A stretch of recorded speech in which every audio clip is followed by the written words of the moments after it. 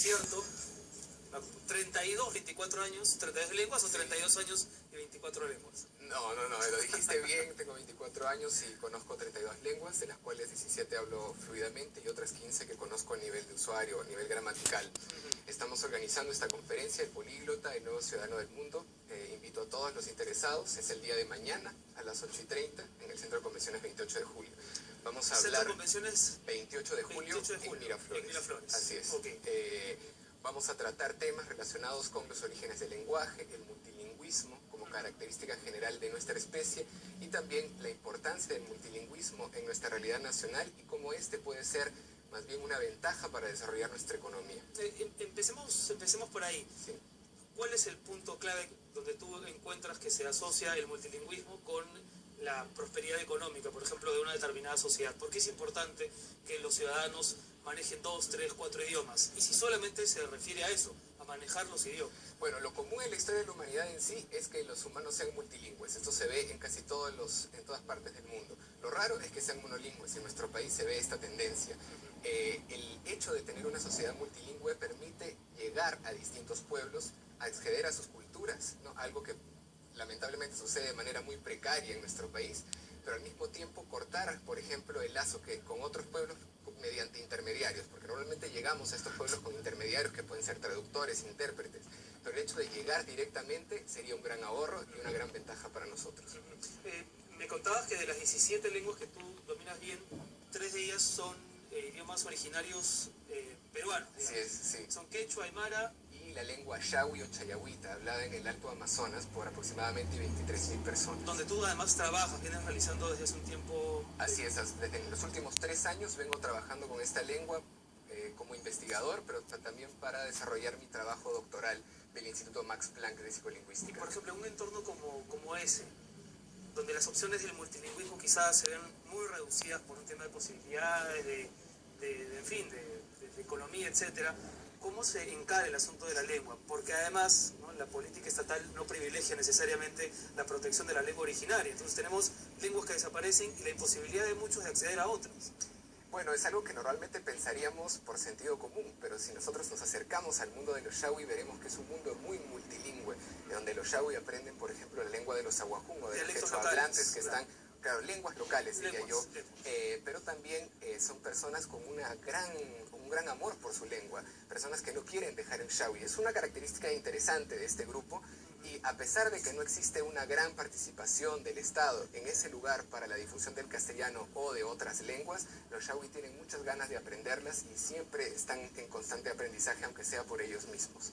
Es un caso bastante particular que vengo estudiando justamente ahora para mi tesis. Regresando a lo otro, al Sí. tema empresarial y su vínculo con el multilingüismo, ¿cuántos idiomas debería dominar un profesional, no te digo del futuro, sino ya hoy mismo, que está por egresar o que acaba de egresar, o de los ya egresados que todavía tienen intención de abrirse nuevos frentes en distintas partes del mundo? Bueno, yo creo que como consejo personal, creo que por lo menos un profesional debería conocer 4 lenguas o 5 lenguas de manera buena, o sea, ser fluido en estas 4 o 5 lenguas, que pueden ser lenguas mayores como el inglés o el chino mandarín, y lenguas también de la propia realidad social del país de donde se viene, que pueden ser en este caso el quechua o el aymara. Esto permite acceder a distintos campos y acceder a distintas formas de ver el mundo. Se ha dicho muchas veces, tanto que es un lugar común, esto de que el chino mandarín es el idioma del futuro, pero tú eres un poco escéptico de esa Bueno, tesis. es que no soy astrólogo, ¿no? Tampoco leo tarot, ¿no? Ya, claro.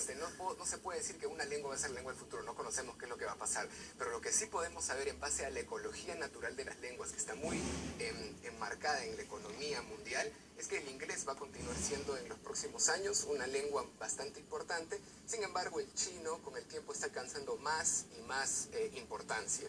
Esto no va a suceder de la misma forma porque el inglés es una lengua que viene de una historia de ser lengua colonial, etc. Entonces, por eso sigue siendo importante. El chino no tiene ese background, entonces es un poco distinto. ¿Y se manejan estadísticas, Luis Miguel, por ejemplo, en América Latina? ¿Cuál es la sociedad más multilingüe y qué hay detrás de las sociedades más multilingües?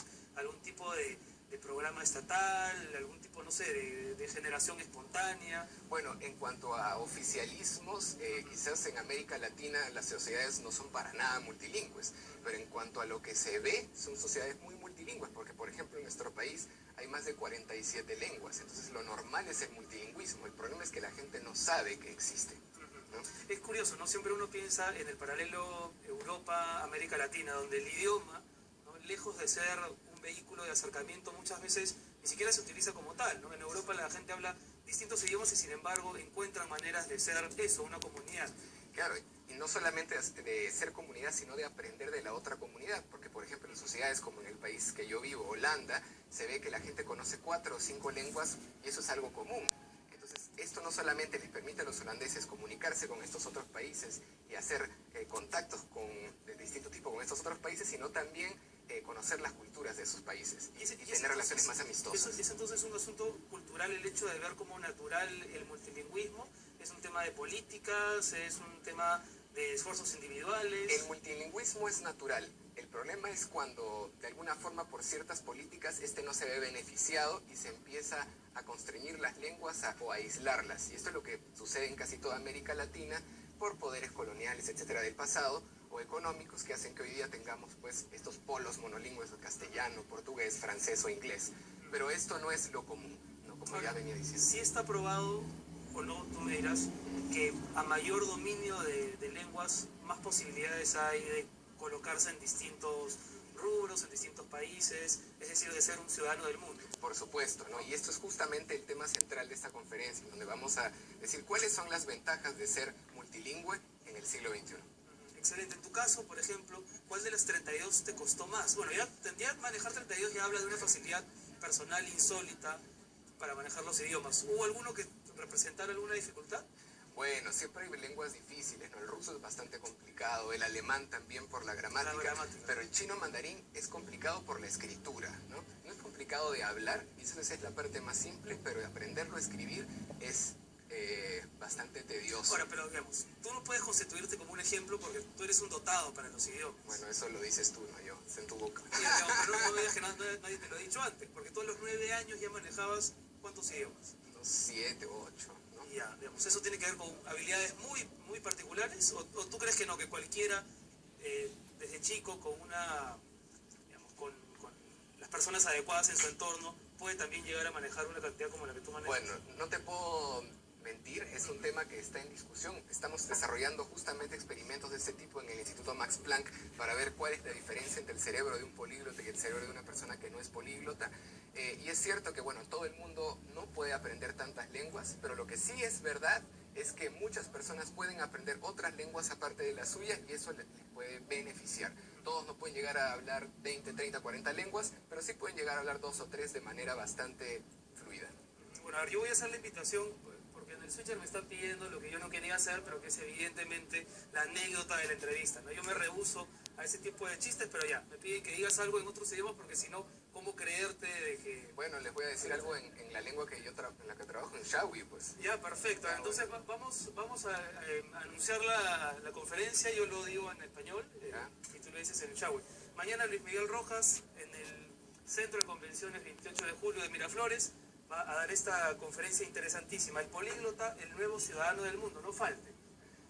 Y ya nos han avisado, Shiraya, ka conferencia aquí en Inawi, que conferencia, el políglota, nuevo ciudadano del mundo, Tashira, Centro de Convenciones 28 de julio, que pasará. Bueno, no hay forma de desmentirte, así que lamentablemente me gustaría poder saber si lo dijiste correctamente. Ahora, aquí Junior Espinosa, nuestro director de cámaras, dice que él también domina varios idiomas. Ah, bueno, sí. Sí, pero sí, habla estupideces, habla idioteces y habla tonteras. Vamos a hacer una pausa, vamos con el rotafono, pero antes quiero agradecerle a Luis Miguel Rojas Bercia, que es compatriota nuestro, que vive en Holanda, que trabaja en la Amazonía de nuestro país y que a los 24 años, dominando 32 idiomas, va a dar una conferencia y por eso también hay que estar orgulloso. Felicitaciones. Muchísimas gracias de todo corazón. No, al contrario, gracias a ti. Y vamos ahora sí con nuestro bloque de rotafono.